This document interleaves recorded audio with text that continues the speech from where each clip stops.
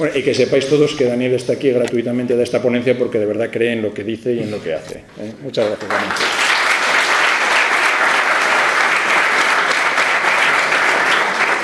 También creo en lo que digo, en lo que hago cuando cobro, pero bueno, no, por si acaso. Muchas gracias a todos. Decía Ronald Reagan que el éxito del estado del bienestar no se debe medir por el número de gente al que accede, sino el número de gente que lo deja, ¿no? El éxito del estado del bienestar no es el gasto, no es gastar más, sino proveer una cierta asistencia, una asistencia mínima en un entorno en el que consideramos, yo creo que está ampliamente reconocido, pues una serie de servicios que nosotros valoramos. Todos sabemos que la sanidad y la educación pública no son gratuitas. Todo el mundo habla de la sanidad y la educación gratuitas, no son gratuitas, se pagan y se pagan por adelantado en impuestos. Los servicios públicos no son gratuitos. Los servicios públicos no son un favor que nos concede el Estado, es un servicio que nos concede porque se lo pagamos nosotros. Eso es algo que debemos tener muy en mente a la hora de gastar. Me gustaría, ¿quién es la persona que ha hecho la pregunta, el comentario antes sobre la sanidad? Si está todavía, una señora que comentaba antes, ¿la médico? ¿Se ha ido? Ah, en este momento no está, en el momento en el que voy a decir que tiene razón. Bueno. Y le voy a decir por qué tiene razón. Tenemos que vivir en un entorno en el que sabemos lo que es la realidad comparado con lo que es, bueno, pues lo que nos gustaría como elemento, digamos, de deseo. Bien. Cuando hablamos de privado contra público, público contra privado, estamos constantemente poniendo en contraposición dos cosas que no son correctas. No podemos estar analizando algo simplemente por el accionariado de quién es el dueño del capital de ese servicio. Lo que tenemos que analizar es si nos da el servicio que queremos al coste que necesitamos y que además sea sostenible. Hay tres cifras que quiero que os llevéis a casa hoy para pensar: 7, 25, 50. La Unión Europea, la Eurozona, la Unión Europea, es el 7% de la población del mundo, aproximadamente el 25% de la riqueza global y el 50% del gasto social. Hay algo que no funciona en esa ecuación. ¿Por qué? Porque la primera, el 7%, está reduciéndose. Es decir, la media de la unidad familiar en la Unión Europea se ha reducido un 44% en los últimos 20 años. La segunda no aumenta. El 25% lleva siendo desde hace más de una década. Es decir, la riqueza con respecto al resto del mundo que genera la Unión Europea no está aumentando. La tercera, se está disparando el gasto social. Pero hay una cuarta cifra que nos tiene que preocupar. Y es 26. 26 millones de parados en la Unión Europea. Porque cuando hablamos de gasto y hablamos de asistencia, hay que diferenciar entre asistencia y asistencialismo. Y eso es lo que yo quiero diferenciaros hoy en esta conferencia. Cuando hablamos de un estado de bienestar, tenemos que entender que lo que necesitamos es que sea sostenible.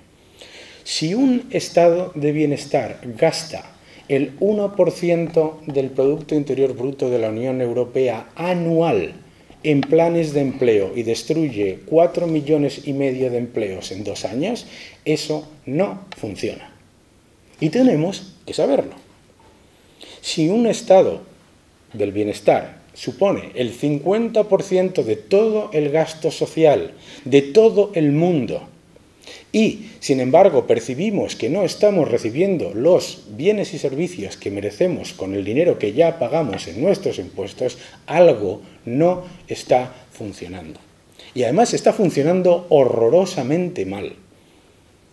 Decía Thomas Sowell que la burocracia es un monstruo que se da luz a sí mismo y pide baja por maternidad. Y ese es el problema. ¿Por qué estamos diciendo el gasto público en sanidad es menor que la media de la Unión Europea y tal cual, no sé cuántos, el gasto medio en educación es menor que la media de la Unión? Primero, grave error, comparación de servicio simplemente por gasto. Porque yo puedo salir esta noche por Oviedo, dejarme la cartera, un dineral, eso no significa que la rentabilidad de eso que gaste sea buena, sobre todo si vuelvo mañana y me dicen que en qué te has gastado el dinero, Daniel. O sea, tenemos que entender que el gasto en sí mismo no significa absolutamente nada. Y no significa absolutamente nada cuando, por ejemplo, hablamos de gasto en I+D, gasto en sanidad, gasto en educación, que son los tres pilares de lo que consideramos gastos esenciales en la parte del servicio público. ¿Por qué? Pues porque cuando se gasta exactamente lo mismo que la media, un poco más que la media de la OCDE en educación por persona, pero se tienen los peores resultados en PISA, tenemos un problema. Tenemos un problema que no se va a solucionar gastando más, obviamente. Cuando se gasta en I+D lo mismo que el resto de la OCDE, pero somos en Europa los que menos patentes creamos, tenemos un grave problema.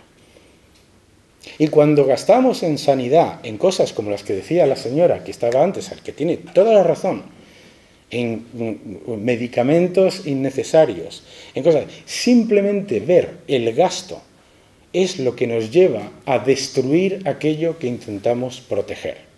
Porque vuelvo a la ecuación primera. Lo que no va a ocurrir es que si cerramos los ojos y decimos no va a pasar nada porque lo va a garantizar el Estado, es que termina por no garantizarlo.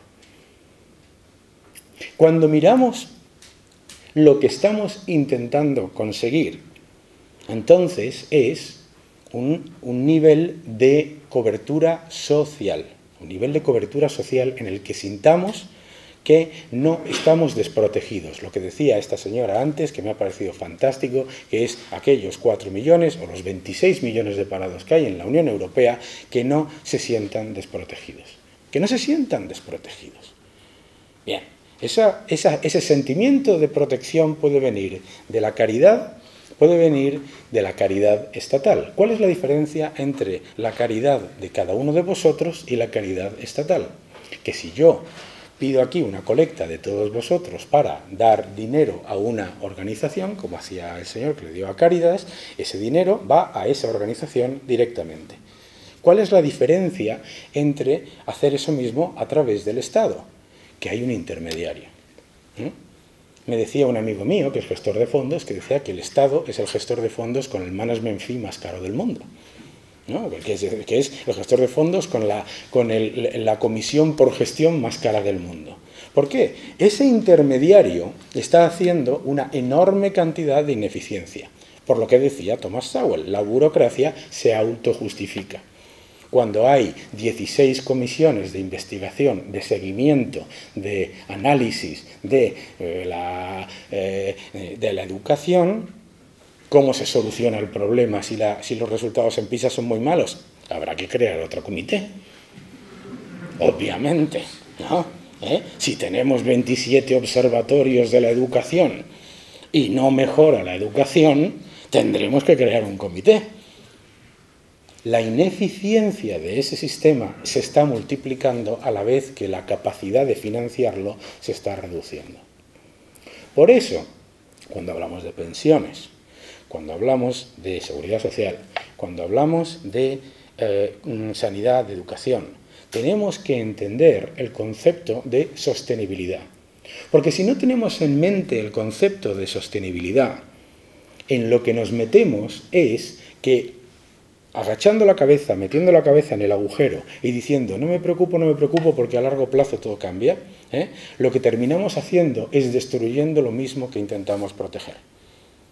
Intentamos proteger una sanidad pública y al hacerla insostenible, cuando vienen los recortes inevitables, porque la población se reduce, porque hay una crisis económica, por lo que sea, lo que termina ocurriendo es que perdemos esa calidad de servicio.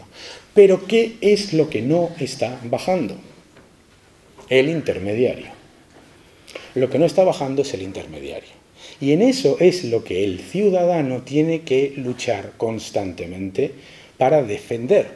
Yo no soy, como cualquiera que haya leído Viaje a la Libertad Económica, que me llaman todo tipo de adjetivos anteriores a liberal, pero cualquiera que lea Viaje a la Libertad Económica sabe que yo defiendo un sistema público. Lo que no defiendo es el abuso del sistema público. ¿Y qué es el abuso del sistema público? El abuso del sistema público es que si yo estoy prestando un servicio con mi empresa, con cualquier cosa, con cualquier tipo, ustedes en su negocio, en lo que sea, yo tengo que estar constantemente siendo más eficiente y dar un servicio de mayor calidad para mis clientes, que son ustedes. ¿Por qué? Porque mi negocio depende de ustedes. Porque mi supervivencia depende de ustedes. Lo mismo ocurre con el sistema público de cualquier tipo de servicio. Y si no lo entendemos desde el punto de vista de servicio y lo entendemos solamente desde el punto de vista de gasto, no es un servicio, es una donación. Es una enorme diferencia. Y entonces entramos en si es lo que necesitamos es más asistencialismo o menos asistencialismo. Bien. ¿Cuál es el problema del asistencialismo? El asistencialismo dice, no señor, el gasto público solo puede aumentar, ustedes tienen que poner cada vez más impuestos porque hay que proteger a todo el mundo. Hay que proteger a todo el mundo. La pobreza infantil está máximos. La gente se está muriendo por las calles. Todo va mal. Hay que gastar más. Si fuese por gastar más, no existiría ninguno de esos problemas. Porque a mí me hace mucha gracia cuando mi querido amigo Antonio Miguel Carmona me dice que él ha propuesto un programa de 1 millón de euros para reducir la pobreza infantil en Madrid. Y yo decía, hombre, pues no lo entiendo, porque cuando te gastabas 190 millones en ese mismo programa, no la redujiste, si también aumentó. Entonces algo ahí no es un tema de gastar. Es un tema de entender qué es y qué es lo que hace el asistencialismo. ¿Por qué hay 26 millones de parados en Europa?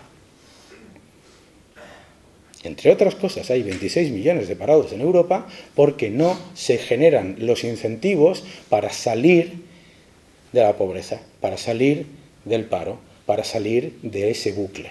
¿Por qué no se generan esos incentivos? ¿Se me lo van a pagar? ¿Por qué voy a montar? ¿Por qué yo, parado, que salgo de un trabajo, voy a buscarme una oportunidad de montar una empresa, de montar un negocio con el rollo que es eso, y tal?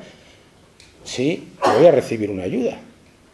Más importante todavía, no digo que haya siempre esa dicotomía entre asistencia y hay gente que lo pasa muy mal y que haría lo que fuera posible. Pero lo que sí es cierto es que el asistencialismo en sí mismo hace confortable la pobreza y limita las posibilidades y los incentivos para salir de ella.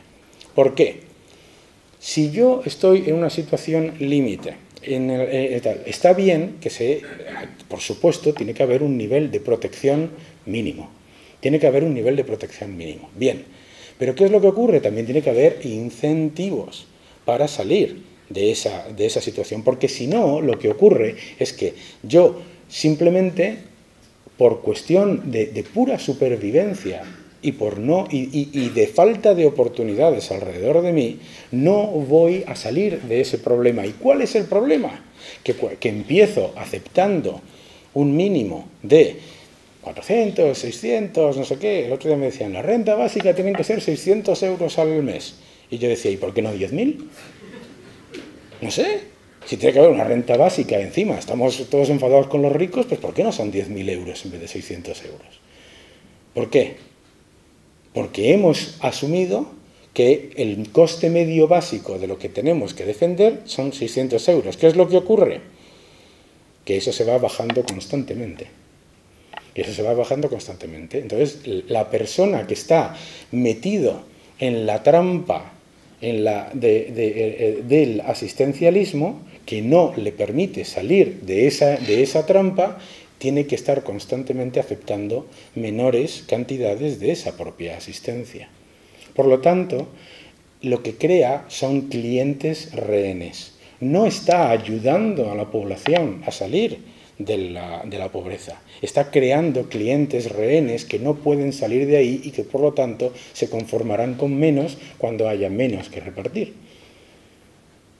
Por lo tanto, cuando miramos en un entorno cuáles son los sistemas que estamos valorando como aquellos que queremos, en los que ya existe un nivel de protección suficiente y aceptable. ¿Qué es lo que valoran esos sistemas? Lo primero, hasta el último duro.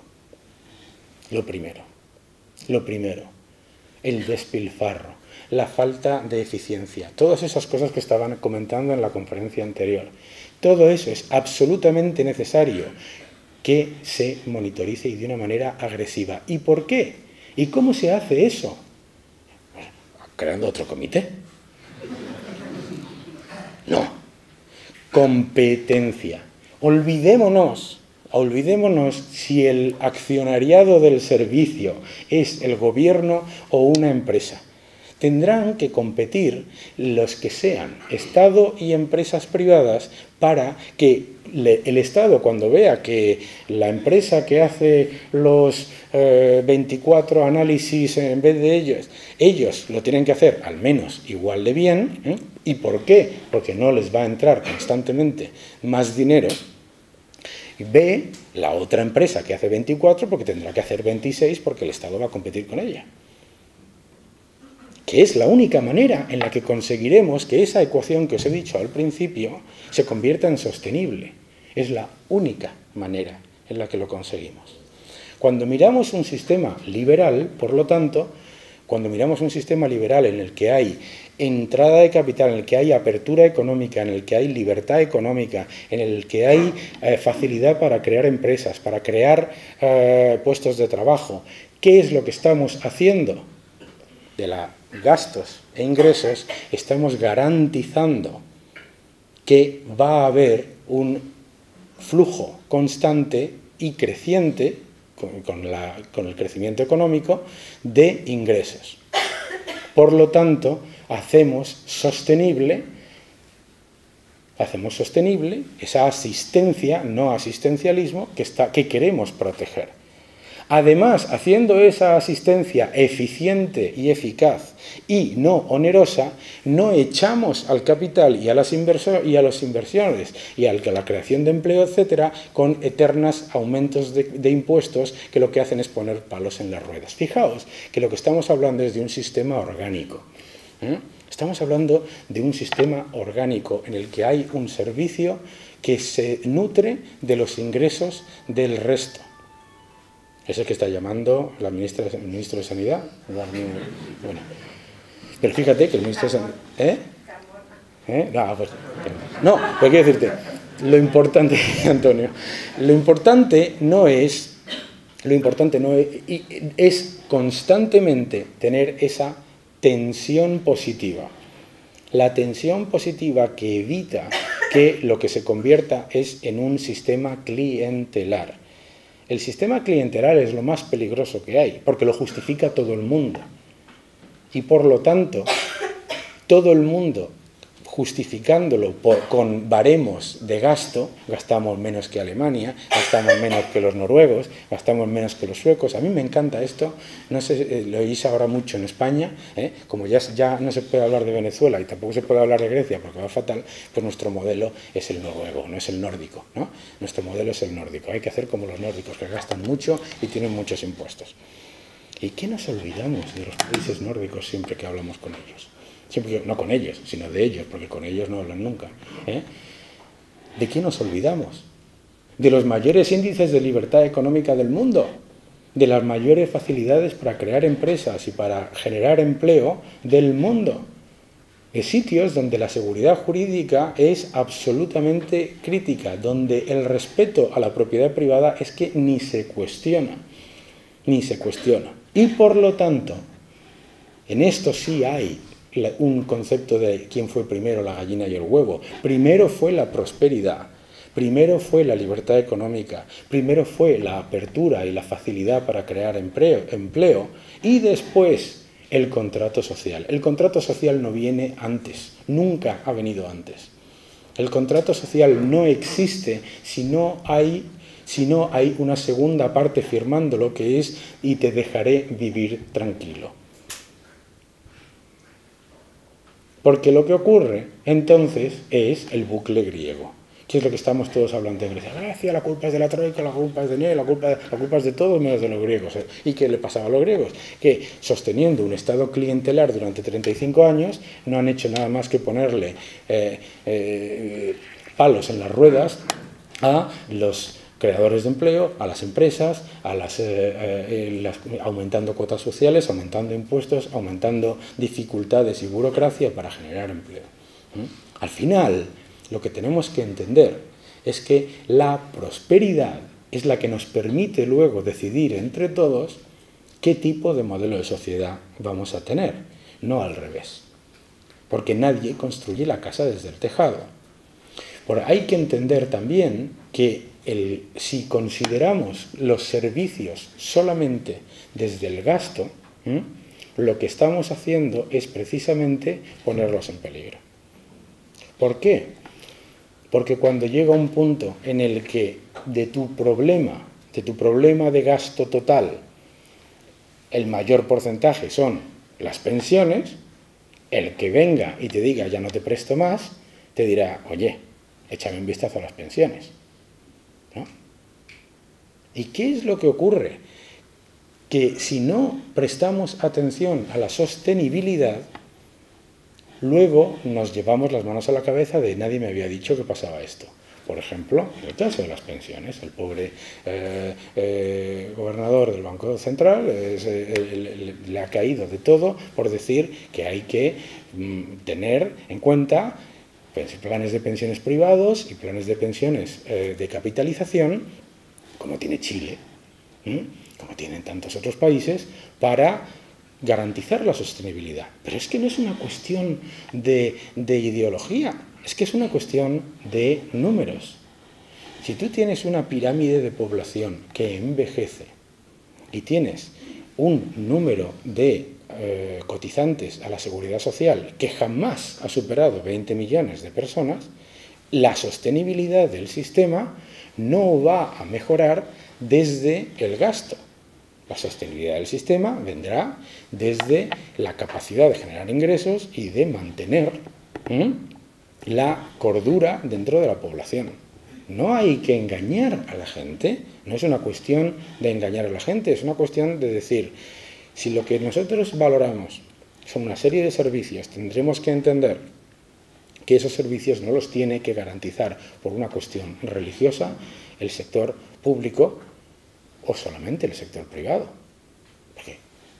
Porque como es normal, también nos puede entrar la duda de decir, oye, si el Estado se comporta de manera clientelar conmigo, cuando es un monopolio y me genera todos estos bucles de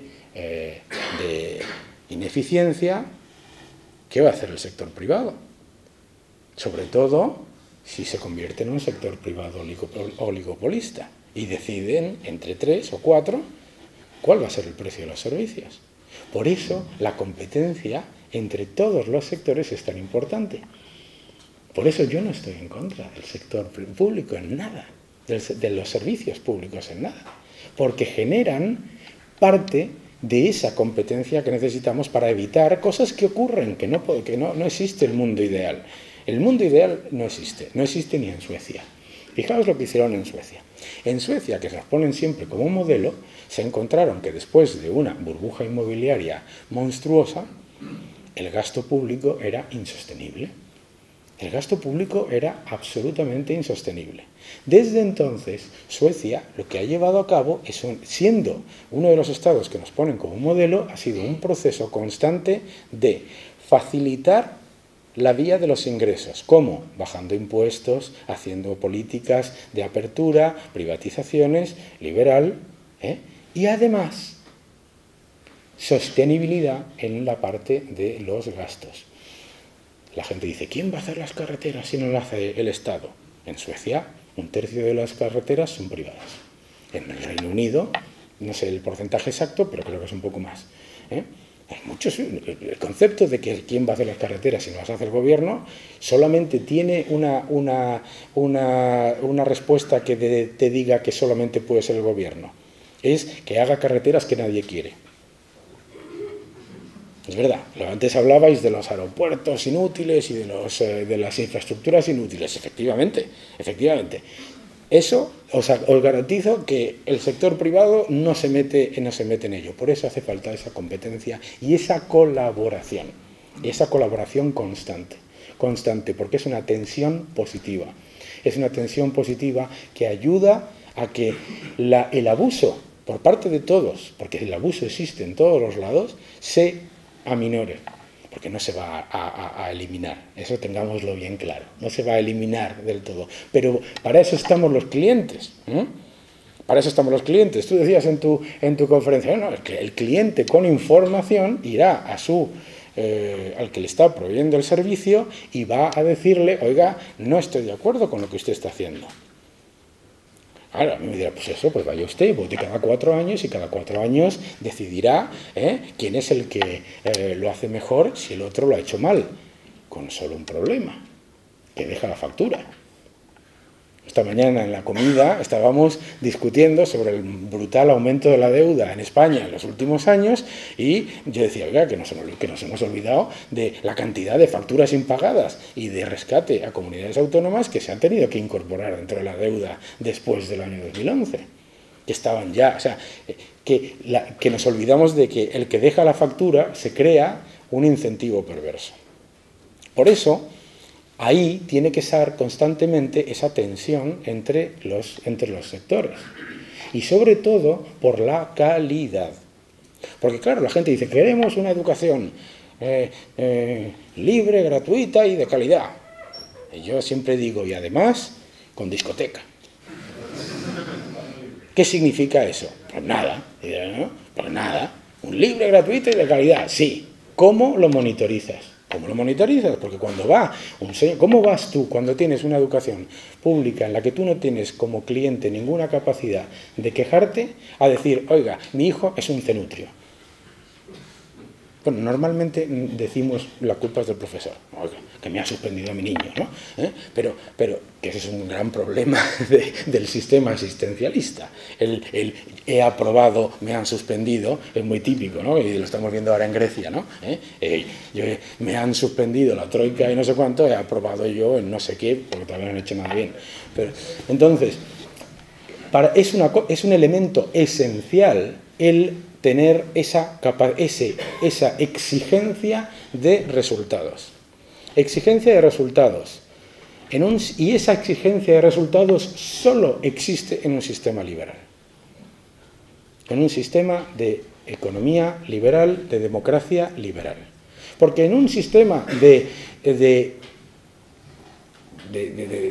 comunista o socialista, en el que tengas el control gubernamental controlado por una sola fuerza, o lo que sea, ¿qué es lo que ocurre? Que no te puedes quejar, que eres un rehén.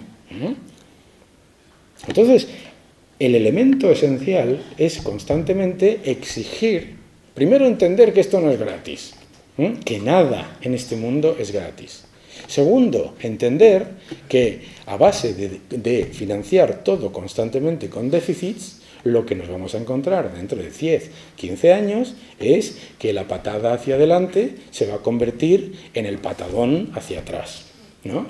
A mí me decía un amigo, me decía, bueno, pero es que hay los sistemas socialistas donde nunca se ha dejado de pagar las pensiones. Y digo, claro, devaluadas un 50% cada año, o un 60%. Es decir, o sea, en realidad no te las están pagando, ¿no? ¿Sabes? Es lo que estaban diciendo ahora. Para garantizar las pensiones en Grecia hay que devaluar el dracma. Hay que devaluar el dracma, pues entonces tu pensión 70% más barata. Y el sistema, ¿por qué el sistema liberal genera esas oportunidades? La primera persona que lo identificó, yo creo que de una manera absolutamente perfecta, fue Margaret Thatcher, que dijo: no existe el dinero público, existe el dinero de los contribuyentes. El dinero público no existe. Aquí, en cambio, a alguna persona se le ocurrió la cosa de que el dinero público es gratis, ¿no? Pero no existe el dinero público, existe el dinero de los contribuyentes. En el sistema liberal, lo que te permite es constantemente analizar cuál es la opción mejor y además que sea barata. Fijaos que comentábamos hace un momento con el tema de la sanidad. Bueno, es que no sabemos qué tipos de seguros se pueden hacer y tal cual. Es un agujero más o menos que no tenemos analizado. Sí lo puedes analizar. Sí lo puedes analizar desde esa tensión de la que estábamos hablando, desde un proceso en el que se vaya utilizando los dos sistemas en competencia. ¿Para qué? Para que sean sostenibles. Y además, para que se generen los mecanismos de mercado que a lo mejor todavía no están implementados de manera eficiente. Esa es la mejor manera de hacerlo, porque claro, decimos, si nos ponemos mañana, llegamos al gobierno, buenos días, cerramos el sector público. Pues ¿qué es lo que pasa? Bueno, primero, obviamente, una caída del 15% del Producto Interior Bruto. Pero no, quiero decirte, no, tienes que tener los mecanismos se van creando y se van testando en el mercado. Vosotros hoy, cuando vais a tomar un seguro médico, estáis eligiendo entre distintas opciones que son más baratas, que tienen mejor cobertura, etcétera. ¿Por qué? Porque hay todo un proceso en el que se ha generado esa competencia mientras existía la asistencia. ¿Cuál es el problema de hacerlo al revés? ¿Cuál es el problema de hacerlo desde el punto de vista de los derechos y no de las obligaciones? El problema que tienes al hacerlo desde el punto de vista de los derechos es que se te cuela el listo. ¿Cómo se te cuela el listo? ¿Quién ha ido a urgencias alguna vez y no se ha encontrado no a 1, no a 2, no a 3 o a 4 personas que están allí para pasar la mañana? Esas cosas pasan, ¿no? ¿Por qué? Porque no hay penalización. ¿Por qué eso no pasa? Eso me ha pasado a mí, ¿no? Yo vivo en el extranjero y he vivido en muchos países, en otros países donde se supone que hay un estado de bienestar mucho más potente. ¿Por qué eso no pasa? ¿Por qué cuando vas a urgencias es urgencias? Porque hay penalización. ¿Por qué una persona no va a urgencias o al médico de la Seguridad Social en esos países a pedir medicamentos contra el colesterol o medicamentos para el dolor de cabeza? A propósito, ¿sabéis lo que se gasta en la sanidad española en aspirinas? Es brutal, está en mi libro.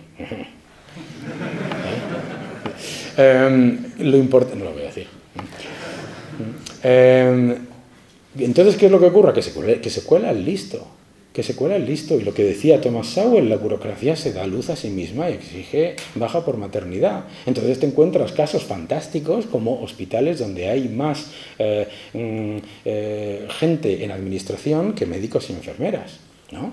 Y te encuentras, por ejemplo, que se introduce dentro de gastos que suenan muy bien, como pues una enorme cantidad de elementos burocráticos que los van haciendo todavía más insostenibles.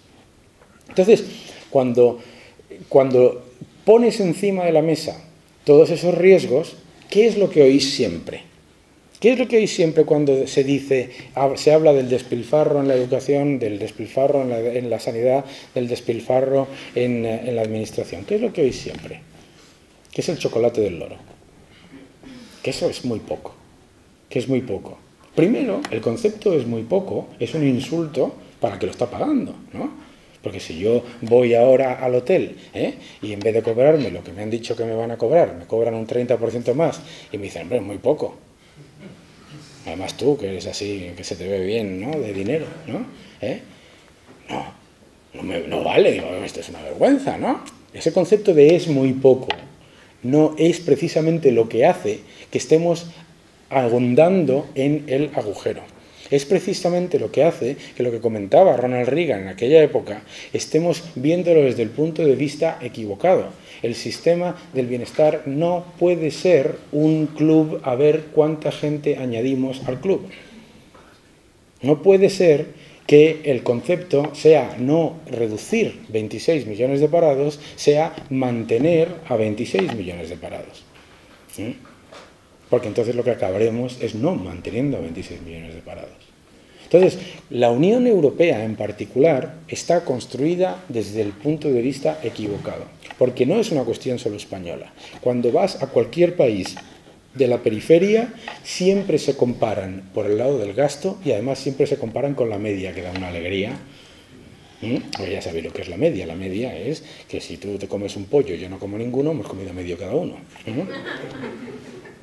¿Sabéis, no? Entonces, claro, dice, no sé, y además sobre el PIB, que eso ya es la bomba. Sobre el PIB, claro, cuando el Estado controla el 50% del PIB, hacer cualquier tipo de análisis sobre el PIB es un chollo siempre que venga desde el gasto. ¿Por qué? Porque está añadiendo desde la parte pública por los dos lados. ¿Entendéis lo que os quiero decir? Si yo controlo el 50% del negocio de esta sala, y yo aumento mi salario y os lo dejo a todos igual, aumenta el PIB de la sala, y no sube mucho el gasto. ¿A qué mola? ¿A qué no os gusta? ¿Por qué? Porque lo pagáis vosotros. Pues eso es lo que tenemos que entender. Eso es lo que tenemos que entender, ¿no? Decía un amigo mío que el PIB es que cuando un señor se casa, un señor viudo se casa con su asistenta, baja el PIB y si se divorcian sube el PIB, ¿no? Pues, y no ha pasado nada, ¿no? Pues eso es o sea, tenemos que tener en cuenta que no podemos hacer las comparaciones siempre desde el gasto. Porque al hacerlas desde el gasto, lo que estamos haciendo es ponerlas en peligro. Y lo repito una y otra vez y me vais a oír hasta el final. Porque es que no lo queremos entender. No lo queremos entender. No es cierto que dentro de 30 años vayamos a tener los mismos niveles de protección social estatal que hoy tenemos. Es imposible. Es imposible. En un mundo globalizado donde cada vez la tecnología, la capacidad de competir de los países emergentes, etcétera, nos lleva a tener que ser cada vez más eficientes, ese 50% solo tiene un sitio hacia donde ir. Y es muy duro decirlo, pero ese 50% del gasto social del mundo no va a reducirse porque los otros aumenten su gasto social. No va a ocurrir. De hecho, no me acuerdo que había un dirigente sindical aquí, ¿cómo se llama el de UGT? Menéndez, ¿no? No en Asturias, ¿no? ¿Menéndez? No, en España. Cándido Méndez, perdonad. Cándido Méndez decía que no tenemos nosotros que parecernos a los chinos, sino los chinos a los españoles. Claro, lo que pasa es que para eso hay que convencer a los chinos. Y claro, a los chinos no es fácil convencerles cuando lo que hay que dar es generar empleos y oportunidades y crecimiento para toda la cantidad de chinos que hay, ¿no? Entonces, decirles a los chinos que lo que necesitan es sacar de su presupuesto, que ya tienen poquita deuda los chinos, ¿sabéis? Como tienen poca deuda, que lo que tienen que hacer es meterse en los planes de estímulo y en los planes sociales que tenemos los europeos. Eso es imposible. Por eso, yo vuelvo al tema constante. ¿Cuáles son los sistemas que nosotros, cuando hablamos unos y otros, queremos para de máxima protección? De máxima protección y de máxima calidad. Siempre son economías donde la libertad económica y la facilidad para crear negocios están entre los primeros niveles del mundo. Y eso es lo que nos tenemos que fijar una y otra vez. Nos tenemos que fijar una y otra vez porque de lo que no he visto todavía, y alguien que me lo enseñe, es países donde donde aumente la protección para, sea privada o pública, para los más desfavorecidos, sin esos dos factores. No los encontráis, no los encontráis, no los encontráis por ningún lado. Para mí, entonces, creo que cuando buscamos esa eficiencia, entramos en un sistema en el que garantizamos que las oportunidades para salir de la pobreza existen. Las oportunidades para salir de la pobreza no te las garantiza un curso organizado por esta panda de desorientados que luego se lo llevan calentito. Y encima, pobrecillos, de verdad que me da mucha pena, vaya cursos, ¿sabes? Vaya cursos, ¿no? ¿Qué es lo que te garantiza salir de esos temas? Hay un señor que era socialdemócrata, que era Schröder, en Alemania, que se encontró con un país que estaba al borde de la quiebra, con un sistema social que no era sostenible, que hizo sus cálculos una y otra vez y era socialdemócrata, y se dio cuenta que en el año 2010 los alemanes no iban a tener pensiones. Y los alemanes no tiran de 10% de déficit. Entonces, como no tiran de 10% de déficit, lo que hizo fue el mayor proceso de recortes jamás visto en la OCDE. Un señor socialdemócrata. La reducción de las pensiones, ¿para qué? Para hacerlas sostenibles, para que todo el mundo tuviese pensiones de reparto. Pero además, incentivar las pensiones de capitalización. Hay una gran diferencia entre reparto y capitalización. ¿Por qué? Porque la gente dice, oye, ¿por qué no tengo yo derecho a mi pensión si he estado contribuyendo toda la vida? Porque tú no pagas tu pensión. Tú pagas la del que se está jubilando ahora. Nunca has puesto dinero para tu pensión. El primer pago de pensiones que se hizo en España se hizo deficitario, como es normal. Se estaba pagando a los que se estaban jubilando con lo que estaban contribuyendo los que empezaron. Una seguridad social, por otro lado, que instauró un gobierno dictatorial. Porque luego decimos que si los derechos sociales los ha conquistado el pueblo y no sé qué chorradas. Pero lo importante no es eso, es simplemente entender el concepto de reparto. El concepto de reparto es que si en estas salas, ¿cuántos somos? Somos unos cuantos aquí hoy, 150, 200 personas. Si somos 200 personas y dentro de 10 minutos vamos a ser 180 y tenemos que repartir lo que hay entre todos, ¿qué es lo que ocurre? Pues que tenemos menos a repartir. ¿Qué es lo que está pasando en Japón? ¿No? ¿Qué es lo que pasa en Japón? ¿Qué es lo que pasa en Japón? En Japón, que la población está disminuyendo de manera muy importante. ¿Se soluciona eso solamente haciendo que los japoneses tengan muchos hijos? Pues no, porque es una decisión personal, ¿no? No tenemos por qué decirle a los japoneses. ¿No? O tampoco hay que hacer lo que hizo el ministro japonés, que dijo a ver si se van muriendo los viejos ya.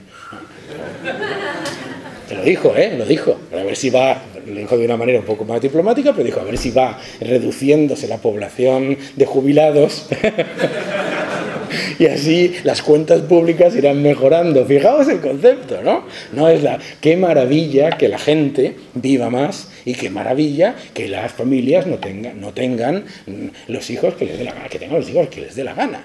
Pero que tenemos que tener en cuenta que reparto es eso. Reparto es cada vez va a haber menos para ese reparto. Y por lo tanto, tendremos que ir moviéndonos hacia un sistema de capitalización en el que tú pones un duro y sabes que tienes un duro o un euro, en el que tú pones, en el que sabes exactamente cuánto tienes tú para tu jubilación. Sin rezar, por favor, que el Banco Central Europeo me preste baratito. Que es a lo que que es literalmente la apuesta a la que estás haciendo. Y ese es el problema de no entender que es exactamente un sistema liberal el que te permite que todo eso sea sostenible.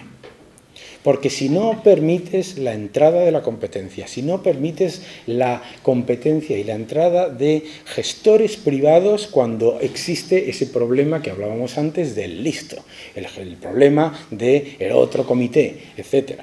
Pues oye, qué maravilla que un sistema de titularidad pública de la concesión a una empresa privada que lo haga mejor, más eficiente y más barato. Mejor, más eficiente y más barato. No que lo haga igual de mal o peor. No, mejor, más eficiente y más barato. Y así aprende todo el mundo. Porque un sistema liberal es el que permite que entren todo el número de aseguradoras que puedan y compitan por vuestro capital para ofrecer unos servicios de calidad fáciles de entender y lo suficientemente completos para que podáis elegir lo que queréis, si queréis tener una asistencia mensual o una asistencia no mensual. Y para que no dependamos de la caridad ni de uno ni de otro, para que los que están desfavorecidos reciban esa asistencia. Y sobre todo para que los que están desfavorecidos y reciben esa asistencia no se les inculque que no es su culpa, no es su culpa, esto es muy importante, no se les inculque la idea de que no tienen otra posibilidad más que ser zombies del Estado. Porque eso es el gravísimo problema de los sistemas asistencialistas, que lo que van generando es esa enorme red de zombies que no pueden salir aunque pudieran y quisieran, aunque quisieran. Porque entre las trabas que se les ponen, entre las dificultades que se les ponen, entre la falta de aprendizaje desde el trabajo, no desde los cursos organizados por el cachondo de turno, ¿no? Porque ¿dónde se aprende? ¿Dónde hemos aprendido todo? A mí me vienen estos chicos que quieren que... ¿Cómo puedo entrar en la City? Y yo digo, pues haciendo prácticas, ¿no? Claro, ¿cómo vas a entrar? ¿No? ¿Cómo vas a entrar? ¿Haciendo un curso de la UGT? ¿De qué estamos de broma? ¿No? ¿Entendéis lo que os quiero decir? O sea, si una persona ha estado trabajando en un sector que ya no es eficiente, que ya no funciona, esa persona tiene todo el derecho a que se le pongan todas las oportunidades para salir del bucle en el que está metido. No es su culpa que se dedicase toda su vida a la construcción o toda su vida a la acería. No es su culpa. Pero lo que sí es nuestra culpa es si a esa persona la única solución que le pones es pasarse el día haciendo el idiota delante de un ordenador, además del siglo XII, para darle 6.000 millones a los que le dan las clases. Porque es una transferencia de renta de la población, especialmente de la más desfavorecida, hacia los sectores clientelares. Por eso, la única manera en la que eso se revierte es en un sistema liberal. En un sistema liberal en el que a esa persona se le dice, mira, aquí tienes 6 o 7 puestos de trabajo en distintos sitios donde puedes aprender y salir y tener diferentes posibilidades dependiendo de tu capacidad que por supuesto es enorme. Y ahí las tienes. Y a partir de ahí vas saliendo. Si no, tenemos un paro estructural que es que a mí me encanta el concepto en Europa en el que hay una cosa que se llama NAIRU, que es la tasa natural de desempleo, que todos los años nuestros economistas keynesianos de la alegría todos los años dicen, no, la tasa natural, he aumentado la tasa natural de desempleo un 1%, mira qué alegría. ¿Y por qué has aumentado la tasa natural de desempleo un 1%? No, porque como no baja el paro, y decía un amigo mío que la tasa natural de desempleo es inversamente proporcional al tiempo que trabaja un economista dentro del Banco Central Europeo. ¿No? Claro, es decir, tú, como no baja el paro, no puedo entenderlo si nos gastamos un 1% del Producto Interior Bruto de la Unión Europea en planes de empleo. Es que el problema es la tasa natural de desempleo, no que nos estamos gastando el dinero en tonterías. De hecho, lo que decirá este economista es que gastemos más y volverá a subir la tasa natural de desempleo. ¿Entendéis cuál es la diferencia entre asistencialismo y asistencia? ¿Y por qué el entrar constantemente en este debate lo único que nos lleva es a tomar posiciones religiosas, ¿no? Alguien ha dicho antes, porque el sector público es evidentemente más eficiente que el privado. Pues no. ¿En qué? ¿No? Desde luego yo estoy todavía por ver la Apple estatal, ¿no? O el Google estatal, o el Exxon estatal, ¿no? No sé dónde está, pero alguien me lo dirá. No, pero tampoco es decir, y además, esto no funciona para nada y lo que tenemos que hacer es todo lo contrario. No, ¿por qué? Porque existen los incentivos perversos siempre. Y el choque y la competencia entre los sistemas está bien, pero siempre desde el punto de vista que solamente te permite una democracia liberal como es Estados Unidos, en la que la ciudadanía puede decirle a Obama, oiga, yo eso del Obamacare no lo quiero, porque ya me han soltado el Medicare y se nos cuesta el 16% del Producto Interior Bruto entre Medicare y Medicaid. Que luego siempre dicen en Estados Unidos, siempre dicen, en Estados Unidos no hay sanidad pública. Y digo, sanidad pública, cualquiera que haya pagado impuestos en Estados Unidos ese sale crujido de lo que le cuesta la sanidad pública. Claro que hay sanidad pública. Entonces, ¿pero qué es lo que hay? Una serie de gente, una serie de ciudadanos que deciden unilateralmente y colectivamente si el servicio que se les va a prestar es adecuado o no es adecuado, y además lo exigen. Eso es lo importante. Lo importante es la exigencia, porque si nuestra exigencia solo es el gasto, lo único que vamos a conseguir es la desaparición del sistema en sí mismo. No hay otra solución. No hay otra solución. Muchísimas gracias a todos.